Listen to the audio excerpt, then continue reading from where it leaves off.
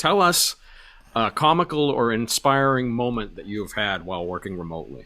So for me, I went to this place that was billed as a co-working with accommodation. And I was like, this Okay. is great. I'm going to wake up. I'm going to go to this dedicated workspace. I'm going to Mm-hmm. have this really like clean, professional looking background with really strong Wi-Fi to do all my calls. So I get there and it's like a fine place. But again, there weren't that many guests there specifically for working. The owner of this place was a really great business person who knew that this digital nomad trend was coming and owned other tourism businesses, Okay. one of Okay. which was like stand-up paddleboarding, kayaking, like Of mountain biking, course. sort of adventure sports.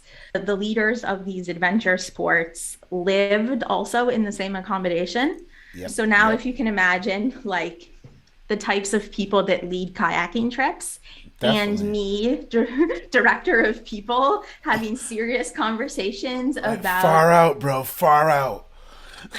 how to give really good feedback, like what our compensation policy should be, like Totally. what Totally. our company culture should look like, how to Yeah. be better managers. The list goes on. And Mm-hmm. also Eastern Europe, where a lot of my colleagues were in the United States. So I was working mostly like in the late afternoons and evenings. The story gets better where the bathrooms and the showers were in the co-working space.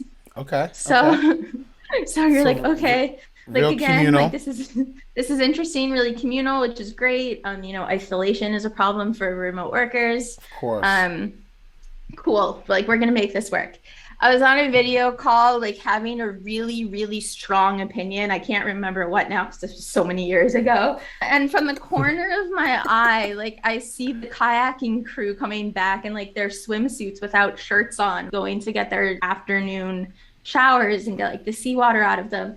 And I'm like, okay, this isn't good. Like this doesn't look good. I don't want anyone to think in my co-working space that people just walk around in bathing suits and without shirts on. Like There's nothing wrong with being a part of a nudist colony, Ali. I mean, that was what was going on there. I mean, Contrary to popular opinions, nudists can be professionals too, you know. everyone can be a professional, 100%. Visit us at remotelyone.com/podcast for upcoming episodes. Subscribe to our YouTube channel and download our episodes on your favorite podcast app.